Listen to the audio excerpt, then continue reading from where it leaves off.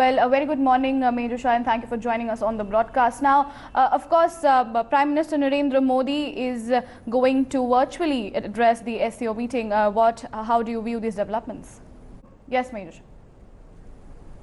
So, how do you view these developments of the SCO summit that is going to be held today? Rinka, External Affairs Minister S. Jaishankar is likely to meet the Chinese counterpart and Wang Yi, and they're going to be discussing the bilateral tie between India and China, because we all know that India is very, very keen to de-escalate from the line of active control situation. They would be also, it's basically the SCO meeting, but on the sidelines, they would be having this meeting. Mr. Bakshi, the spokesperson for the NEA, gave out the statement, and yes, most certainly in the bilateral meeting, I see a lot coming out from this. Because at the end of the day, both the nations, nobody wants war. They all want peace. So both the nations are working together, and they both, in fact, also discussed that they should also keep meeting. They should keep having these military talks and diplomatic talks very soon, so that we can resolve the issues at the earliest, for that matter.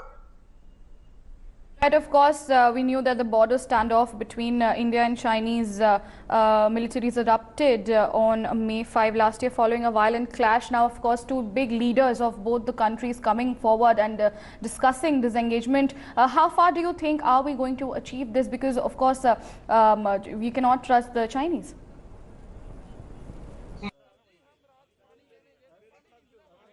The only way is through talks, through dialogue, and not through bullets, through diplomatic talks and military talks. And when both the counterparts have really actually agreed, we have to try and at least try, because they are just not they're not trustworthy at all. They have proved it in the past on so many occasions. So here it's at least worth a try. And I believe even when there is 1% chance of attaining success somewhere, it's worth a try. So let's wait and see. If they would really agree, but at the same time, we have to keep on our guard, and without trusting them much internally, but externally we have to show that yes, we are trusting them and we are doing our bit as well, but just keep a contingency plan ready at the same time. All right, that's of course a diplomatic view to that. Now, also both the leaders had exchanged views on global developments. Now, how do we, break this particular word which is called global developments, which has been discussed between both the leaders? What do you think are these global developments? Oh, well, the global developments are various. Like, for example, the Wuhan virus, which is creating havoc around the world, the COVID-19 situation, the change in weather, which is leading to global warming. Apart from that, the cyber security. So there are a lot of, then what's happening in Afghanistan, in the Taliban issue.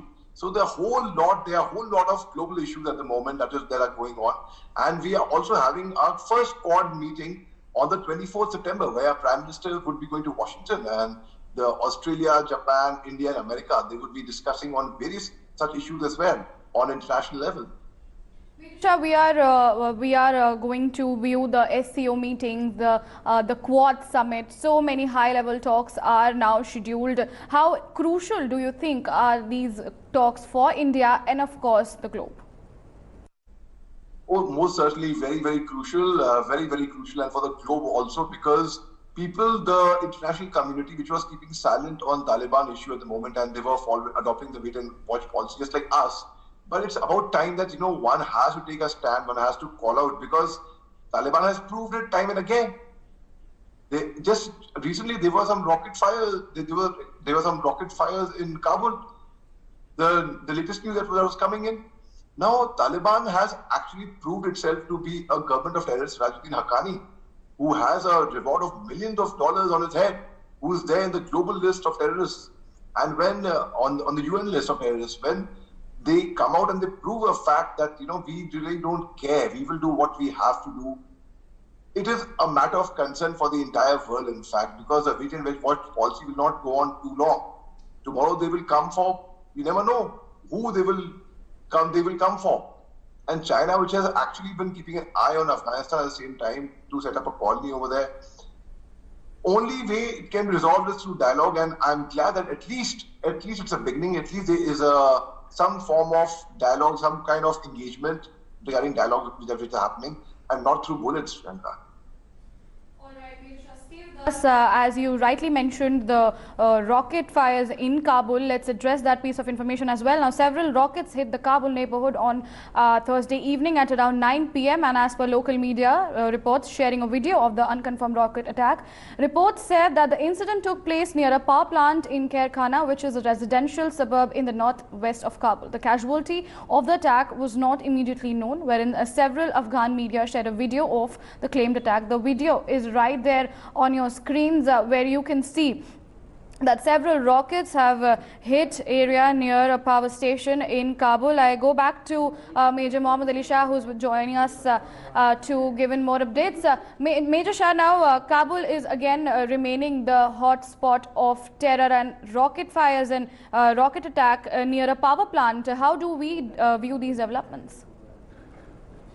These rocket fires in Khair Khana, I mean, they are a matter of concern because just 2 days back, they had even abducted a 50-year-old Indian citizen from Afghan born Indian national, who was running a pharmaceutical shop, and they took him around midnight. And it's a matter of concern because Afghanistan, when I say Afghanistan now, I mean Taliban actually. Taliban is determined to take the country over 1,000 years behind, and they are really heading for its doomsday, for its destruction. I do not know why and where, if they cannot see the self-destruction that they are doing, or they remain unaffected by it. There is infighting happening in Taliban where they're claiming there's no infighting happening over there. So I see a lot of troubled times coming in. There's going to be a solid civil war, in fact, in Afghanistan.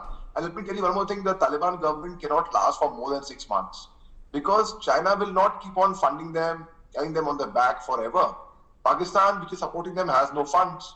And for any government to function, you need funds. Taliban took over Kabul, all right. They took over an airport, all right. But do they actually know how to run an airport? Do they actually know how to run a government? They've never done it. They've never done it in the past, so they have no idea. So Afghanistan per se is in for troubled times, and I feel sorry for those people of the common citizens of Afghanistan, the women who are protesting. There was a battle going on in Panjshir. The terrain itself is difficult. Ahmad Masood and they put up a very good fight over there in Panjshir. But at the end of the day, even they had to actually leave Panjshir and go elsewhere. So Taliban, which is coming over there, is going to create havoc. Suhail Shaheen, their spokesperson, said we have every right to speak on behalf of the Kashmiri Muslims in India. They have no right. It's none of their concern. And who asked them to speak it? If you ask a common Kashmiri Muslim, I don't think the common Kashmiri Muslim would actually favor them and would speak for them. They'll say, no, you mind your own business. So Afghanistan per se right now, in the hands of Taliban, which are barbarians, is heading for troubled times actually. All right, Major Shah, thank you for joining us on the broadcast and helping us with all those updates.